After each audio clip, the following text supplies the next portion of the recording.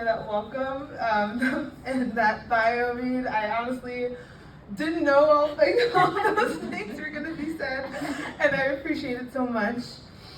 Thank you to the entire department for having me today and welcoming me back to campus so warmly. It's my first time back to campus since really graduating, so thank you. To the graduates of the entire Women's Gender and Sexuality Studies department, congratulations!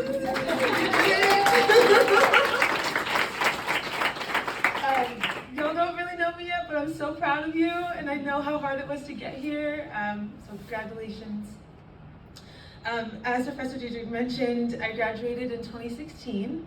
Enough time to have a firm idea of what I wanted to do, but not enough time ago to call myself successful at it.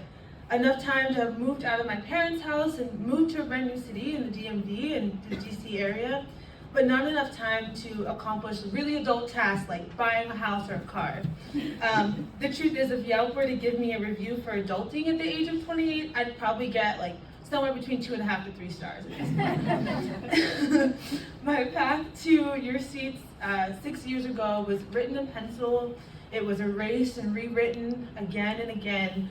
And the truth is, my path after graduation to today was also, you guessed it, written in pencil, erased and rewritten again. Leaving Stony Brook, all I knew was that I loved reproductive health advocacy, I loved policy, I loved a little bit of politics, and I loved the idea of working with people individually as a clinician.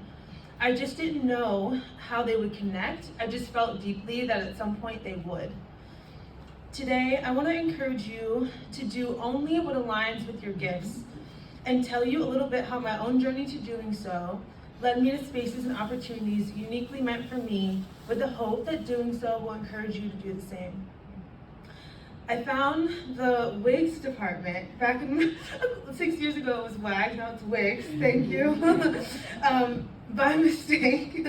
I was looking for an elective that would balance out the sciences I was beginning to take and fit with my busy schedule as a track and field athlete. I found Women's Studies 103 with Professor Montegari. From the moment I walked into Professor Montegari's class, not only did I learn a completely different way of analyzing and critiquing the world, but I was also deeply affirmed. Before I knew it, I fell in love with it, and with every opportunity I could, I was taking more classes.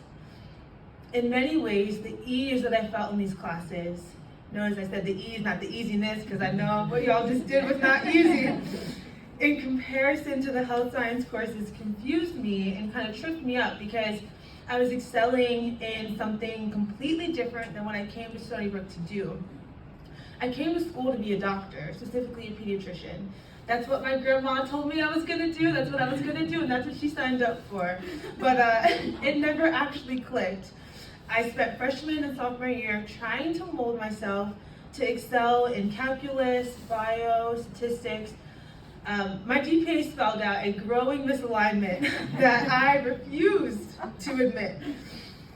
And honestly, I fought it. I fought it until the second semester of my sophomore year, where this special storm of loss, grief, injury, depression, plunging GPA, and an eating disorder that I can now say was now at its height, led me to that fateful question that you never want your parents to have to call you and ask when you're in college.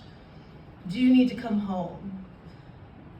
Bessel van der Kolk, author of The Body Keeps Score, says that as long as you keep secrets and suppress information from yourself, you are fundamentally at war with yourself. The critical issue of allowing yourself to know what you know is so important, and it takes tremendous amounts of courage. When I accepted that medical school wasn't where my gifts were taking me, new doors opened. I found the gender, sexuality, and public health specialization. I took Women's Studies 401, fetal and maternal medicine, where I was introduced to midwives and doulas for the very first time. And instead of medical school, with the support of a few of you in this room, I eventually applied to and gained admittance to social work graduate programs. Although nothing is a quick fix, with each erasure and rewriting of my path, it became clear that I was getting closer to a life that was aligned with my gifts. I got into the University of Pennsylvania, a program that as a Philly area native felt like such a childhood dream come true. As a social work student, I was able to explore what it would be like to work as a mental health clinician at a community hospital. And when I realized that I was actually much more drawn to the structural issues that impacted my clients' experiences and how they showed up with me in the room, I was able to shift the focus of my degree to advocacy, and in turn later work at a law project focused on gender equity, rewriting the path again. With all the rewrites of my path slowly kind of coming together, I found joy working in a space where issues like abortion access, paid leave access, pregnancy discrimination were our focus. But I was missing this connection between the issues we worked on and the people that were affected by them. That is, until I came across a New York Times article on doulas in 2019. It was so intuitive, so like, can't even describe it, that after reading it, it just made sense. And before I could even get out the office, honestly, I was combing through Google for trainings. I just knew that was what I was supposed to do next. And as a doula, I get to take the basic physiology of birth and relate it to our experiences of that process in a way that is cognizant of how race, gender, and sexuality impact those experiences.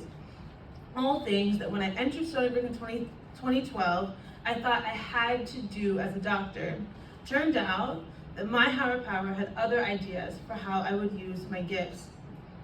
Now situated in a gender justice space and feeling a little bit more connected to my community as a doula, I still felt a pull to explore what it would look like to work with legislators and possibly influence how policy affects the communities I'm so passionate about. I joined the Warren campaign as a community organizer and later the Paid Leave for All campaign, where a mentor from both of these spaces would pitch me an opportunity that was not in the plan, wasn't even the rewrite of the plan. Scheduling in advance staffers, go ahead of candidates or officials and plan out every single step they take from the moment they leave the residence, go to the event, and back home. That includes production, crowd, press, and a whole lot more. After planning a national bus tour with Paid Leave for All, my mentor put my resume through for advanced staffing roles in the new administration. This is in 2020, 2021. Months later, I was contacted about a volunteer advanced associate role for the Vice President of the United States.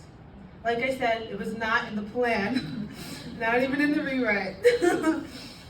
But the intense planning and the creative problem solving and the adrenaline-filled days felt like a chaotic home, and quite honestly, I wasn't sure why I embarked on the role, but I knew that I was supposed to be there. It wasn't until I was slated for a trip to San Francisco centered around maternal health that it all clicked.